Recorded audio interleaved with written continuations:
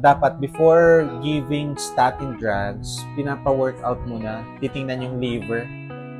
Kung may fatty liver, kung mataas ang liver enzyme, hindi statin ang ibibigay.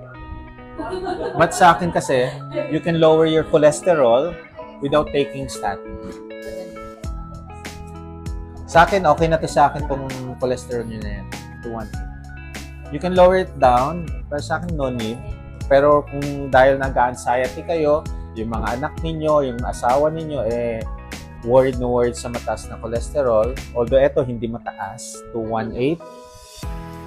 Hindi na po yung statin.